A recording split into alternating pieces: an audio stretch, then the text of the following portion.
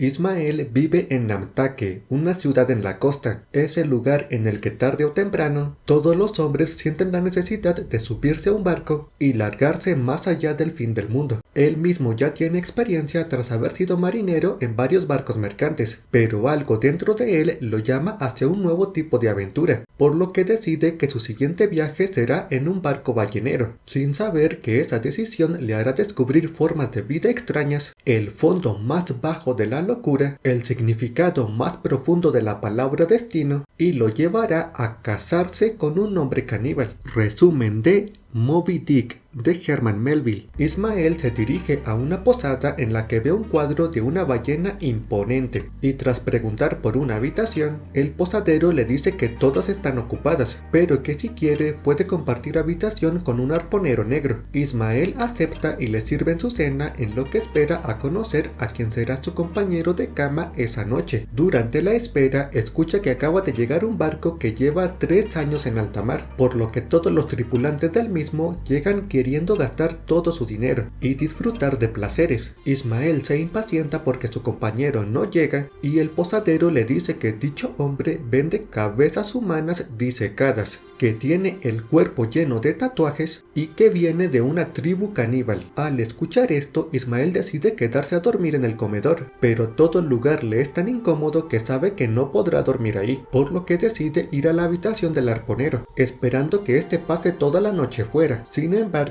a mitad de la noche el arponero aparece y entra en la habitación. Ismael se queda quieto, observando cómo aquel hombre guarda la última cabeza disecada que le queda y que no ha podido vender, y también observa cómo le reza a una figura que trae consigo. Después, cuando intenta meterse en su cama, descubre que Ismael está ahí y se pone en guardia, amenazándolo. Ismael grita por su vida llamando al posadero, quien aparece para calmar al arponero, explicándole que Ismael solo está ahí para compartir la cama. El arponero, que no sabe hablar muy bien su mismo idioma, logra entender qué quiere decir y se tranquiliza, invitando a Ismael a que se acueste a dormir y así se echan a descansar juntos. A la mañana siguiente, Ismael despierta con la mano negra del arponero encima y le hace gracia al recordar que una vez sintió una presencia similar en una ocasión en que había sentido que un fantasma lo había tocado. Almuerzan juntos e Ismael se pone a escuchar un padre que habla sobre obedecer a Dios diciendo lo siguiente: todo lo que Dios desea de nosotros, a nosotros nos resulta difícil.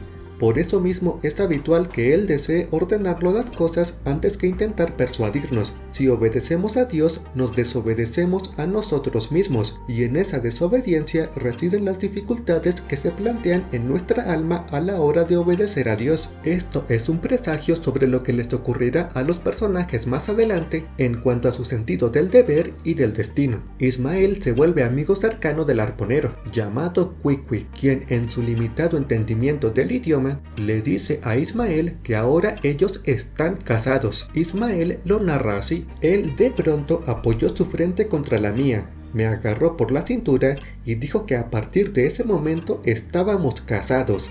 Una expresión de su tierra que quería decir que éramos amigos del alma. Si se daba la ocasión, estaba dispuesto a morir por mí. Para un compatriota mío, aquella llama de amistad tan repentina habría sido de lo más sospechosa y digna de recelo. Pero esas reglas antiguas no tenían ningún sentido para aquel sencillo salvaje. Entonces, tras haber reforzado su amistad de esa manera, Quick le regala la mitad de todo su dinero a Ismael, y este lo acompaña en sus rezos a la figura que trae consigo, lo cual no considera blasfemo porque cree que rezar en general es algo bueno, algo positivo para el alma sin importar a qué deidad le reces. Esa noche vuelven a acostarse en la misma cama, pero no pueden dormir porque se la pasan platicando e incluso entrecruzan sus piernas con cariño. Al no poder dormir, se levantan y Quick le cuenta la historia de su vida, que él solía ser un príncipe dentro de su tribu, pero un día decidió volverse ballenero, como lo eran algunas personas que visitaban su aldea. Dice también que teme volver a su región natal porque cree que el cristianismo pudo haberlo cambiado,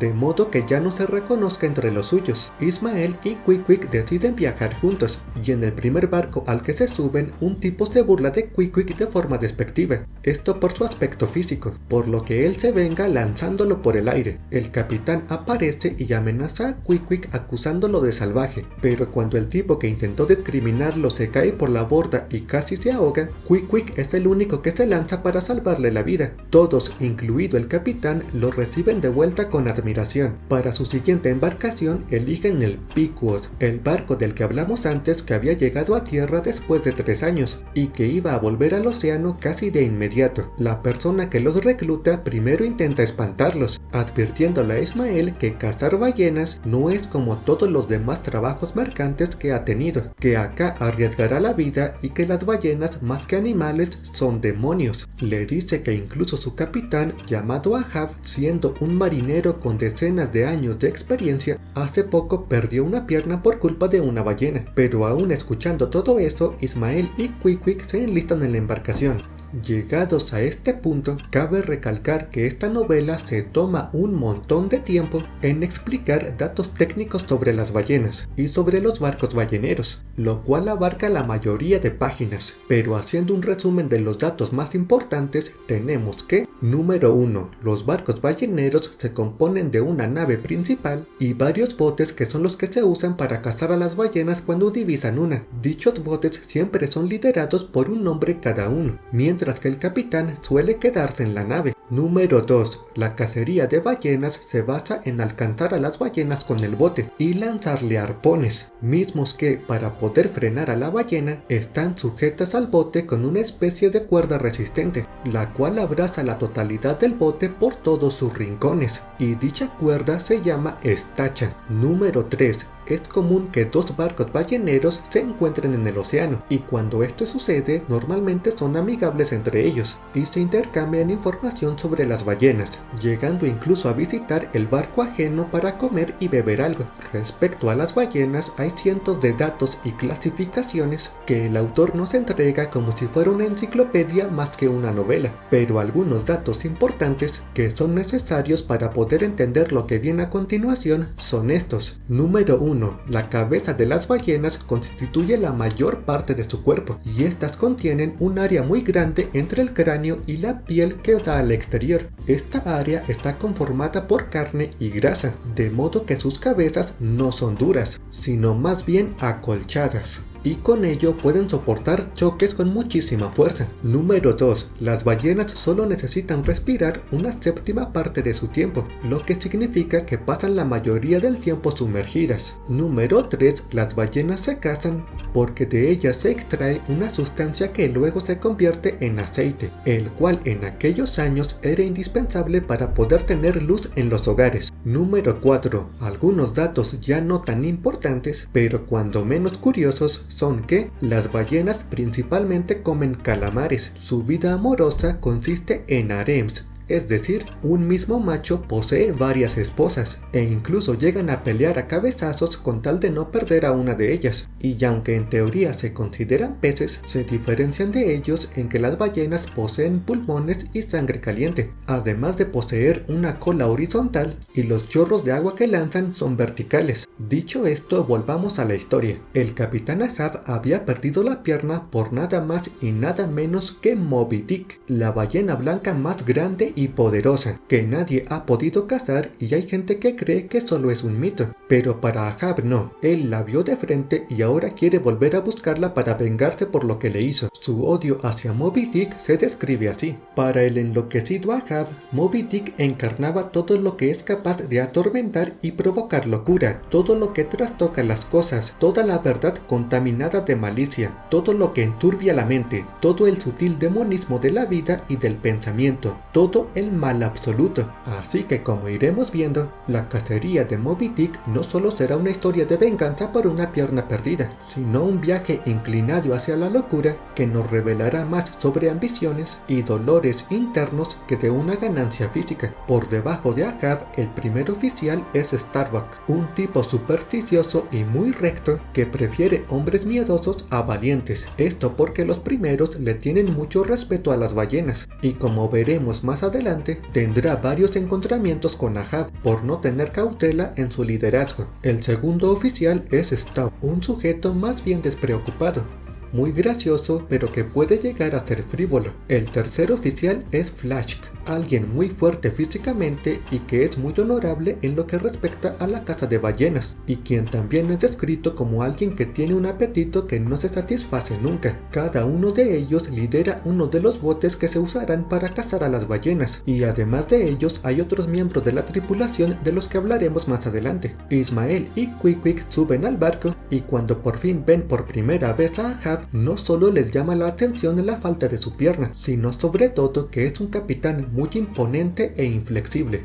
Esta personalidad pronto hace que tenga enfrentamientos con sus oficiales Stubb y Flash, a quienes pareciera tratar con poco respeto. También comienzan a surgir rumores respecto a Ahab, ya que todas las noches se le ve bajar al sótano del barco sin motivo aparente, por lo que empiezan a creer que incluso podría ser una especie de demonio. Para hacer que la cacería de Moby Dick se vuelva más interesante, el capitán Ahab ofrece una moneda de oro a quien sea el primero en divisarla, por lo que la apuesta está abierta a todos los marineros. Conforme avanza el tiempo y todos son testigos del odio colérico y obsesivo que el capitán Ahab tiene por Moby Dick, ellos también se contagian de esta energía, sin saber que Ahab tenía planeado cazar a Moby Dick principalmente por venganza, sin importarle si conseguían o no dinero cazando a otras ballenas. Poco después encuentran la primer manada de ballenas, a las cuales dan caza y en un punto voltean a ver al capitán Ahab y ven que este está rodeado por lo que parecen ser 5 fantasmas, aunque en realidad aquellos eran 5 hombres de carne y hueso, los cuales él había mantenido oculto en el sótano del barco, y es que ellos formarían parte de su escuadrón especial,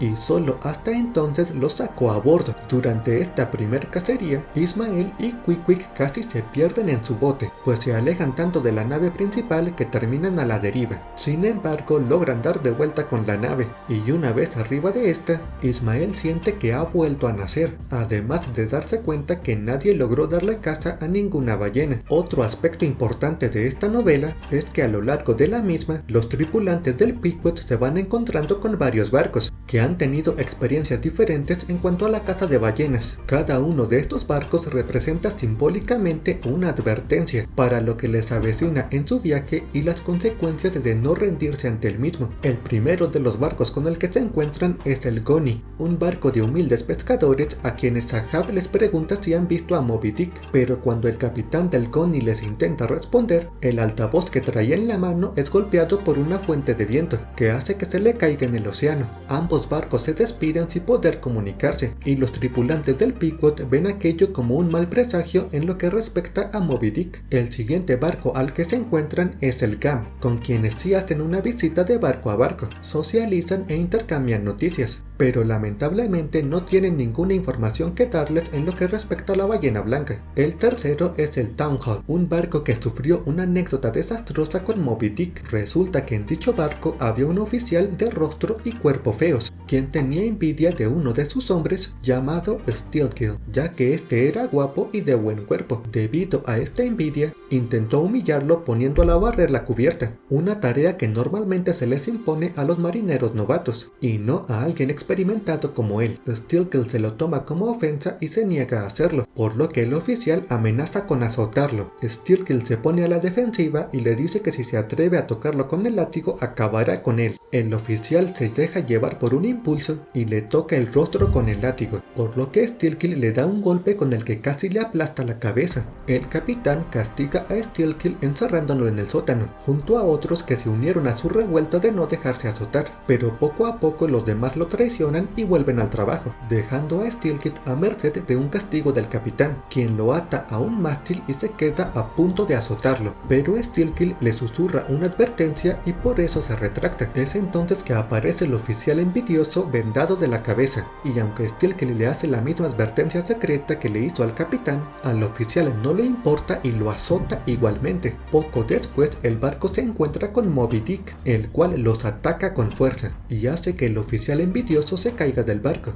atrapándolo en su boca y sumergiéndose de vuelta al océano. Steelkill, quien estaba en un bote, escapa junto a otros hombres y su historia se queda como una leyenda. Después de estos encuentros con otros barcos, los marineros del Pequod logran cazar a su primer ballena, la cual cae a manos de Stubb. Esa noche Stubb le pide al cocinero que le guise un pedazo de carne de esa misma ballena, el cual devora a la par en que varios tiburones también están comiéndose pedazos de la ballena en el agua. En un momento de absurda locura, Stab les habla a los tiburones invitándolos a no hacer tanto ruido mientras comen. Les dice, son tiburones, de eso no cabe duda, pero si logran controlar el tiburón que hay dentro de ustedes, podrán convertirse en ángeles. Deben saber que los ángeles no son otra cosa que tiburones aplacados. Por esa razón, hermanos míos, compórtense como personas civilizadas mientras disponen de esa carne de ballena. A esa misma ballena la desangran y la pelan como si fuera una naranja para poder sacarle el aceite. Al mismo tiempo, Ahab, en otra de sus locuras, mira directamente a la cabeza de la ballena y le insta a hablar, a que le conteste. Tras esto se encuentran con otro barco, el Jeroboam, cuyo capitán le advierte a Ahab que no debe perseguir a Moby Dick, pues ellos recién sufrieron un ataque de dicha ballena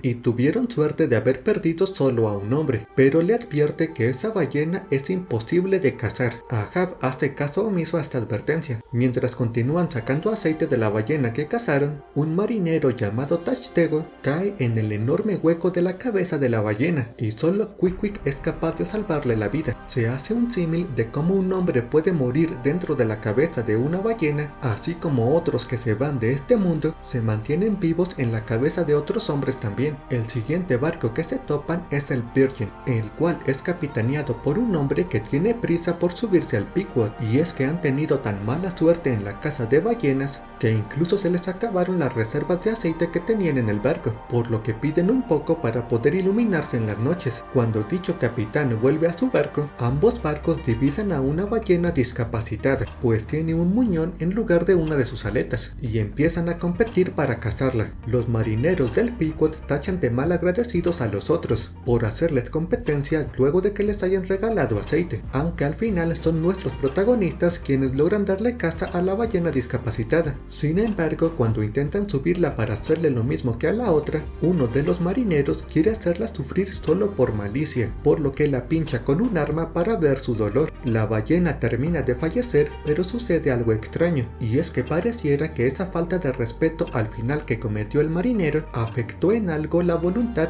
y el cuerpo de la ballena, pues de pronto les es imposible maniobrar con su cuerpo, y al final la ballena termina hundiéndose más allá de su alcance, por lo que se quedan sin nada.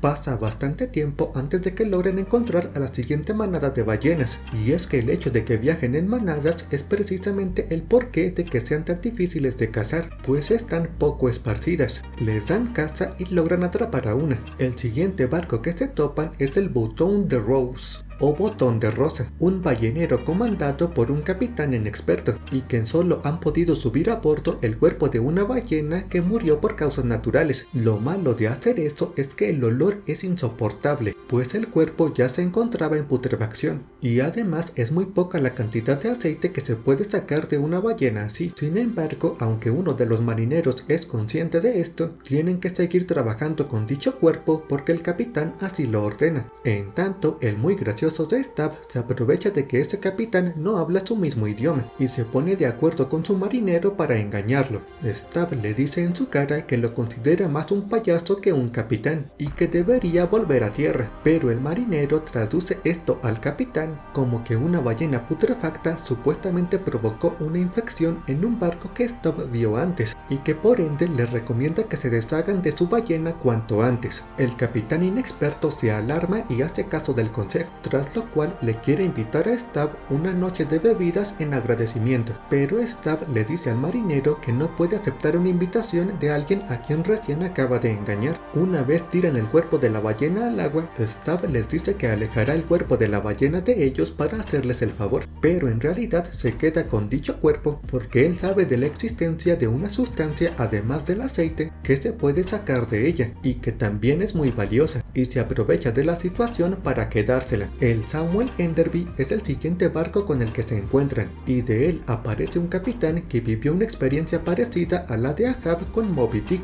solo que él perdió un brazo y una pierna. Al platicar, dicho capitán le dice a Ahab que las ballenas no pueden digerir huesos humanos, por lo que cuando atacan a un hombre es por descuido. y no porque quieran comérselos, y bajo esa lógica él ha hecho las paces con lo que pasó y no busca vengarse de Moby Dick. Al contrario, quiere dejarla en paz e invita a Ahab a hacer lo mismo, pero él no hace caso. Es en este punto que conocemos a un miembro muy especial de la tripulación, el carpintero, que para fines de una embarcación en realidad es un todo, pues los marineros le llegan a pedir que incluso les sirva como dentista para sacarles las muelas o para que les orede las orejas. El caso es que Ahab le pide a este carpintero que le haga una pata que ya no sea de madera, sino de hueso de ballena. Mientras le toma las medidas, Ahab le platica que aunque ya no tenga pie, puede seguir sintiéndolo como si estuviera ahí, e incluso lo invita a que ponga su pie en el hueco en donde debería estar el suyo para que sienta en carne propia el infierno que es sentir un pie fantasma. Ahab resiente esto con locuras, diciendo que él ha navegado y trabajado tanto que prácticamente es rico, pero que se mantiene en el océano porque hay una necesidad carnal que lo encadena al agua. Conforme Ahab se va volviendo más errático, tiene una discusión más con Starbuck, su primer oficial, pero Ahab siempre termina imponiendo su voluntad como capitán. Starbuck sabe que él se está volviendo loco y cree que Ahab debería de temer de sí mismo. Por otro lado, Quick cae enfermo y siente que perderá la vida, por lo que pide que le hagan un ataúd porque quiere cerciorarse mientras siga vivo de que su ataúd será cómodo para su eternidad. Uno de los marineros llamado Pip, el cual en una ocasión provocó que perdieran una ballena debido a su cobardía, dice que Quick es muy valiente por hacer eso. Sin embargo, aunque parece que Quick ha acertado en su destino, de pronto recupera la salud y vuelve a su trabajo, argumentando que recordó que dejó algo pendiente en su trabajo y que obviamente nadie puede irse de este mundo dejando pendientes. En tanto, Ahab tiene una petición especial para el herrero del barco, pues quiere un arpón especial para él, uno que al forjarse no se moje con agua mientras se amartilla, sino que le pide que lo moje con sangre, de modo que el arpón es un arma color rojo sangre. Ahab se pone curioso y le pregunta al herrero cómo soporta trabajar dentro del infierno que supone estar junto al fuego todo el día, y el herrero le dice que es difícil quemarse cuando todo su cuerpo ya está lleno de cicatrices de quemaduras. A la par de esa reflexión, Stav también tiene una propia sobre la vida en general, la cual va así: en la vida no existe un continuo progreso y ninguno de nosotros avanza en etapas regulares hasta una pausa final, comenzando con el ingenuo encanto de la infancia,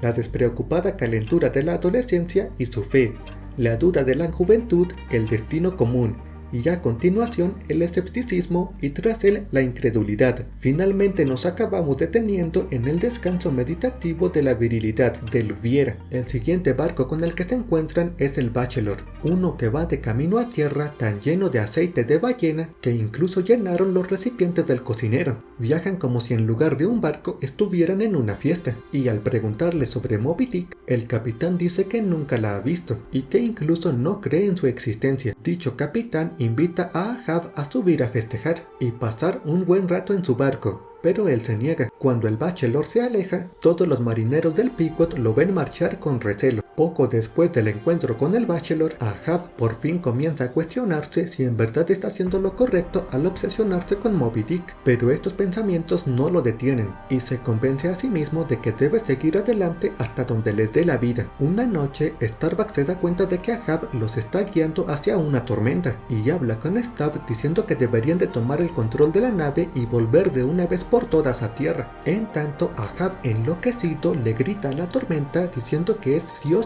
o el destino, y la tormenta le responde con estruendos y relámpagos. Starbuck lo toma del brazo y le dice que deben desviarse a tierra mientras pueden, pero Ahab ordena que sigan adelante hacia la tormenta y sella su orden apagando la última vela que quede en el lugar, mientras el resto de marineros entran en pánico. Stav, Flash y Tashtego mantienen una tranquilidad extraña, como si ellos mismos ya estuvieran contagiados por la locura. Esto mientras Starbuck analiza la situación y se da cuenta que al menos tienen el viento a favor. Intenta comunicarle esto al capitán, pero se detiene al pensar que un dato así solo lo animaría más para seguir en contra de Moby Dick. Entonces, cerca de la oficina de Ahab, ve un mosquete con el que el capitán antes lo amenazó durante una de sus discusiones. Duda un momento, pensando que con dicha arma puede acabar con Ahab y su locura de una vez por todas, pero sabe que no es capaz de algo así. También también considera la opción de usarla para encerrarlo, pero sabe que ni encerrando a Ahab se librarían de sus gritos y órdenes locas, por lo que decide mejor no hacer nada.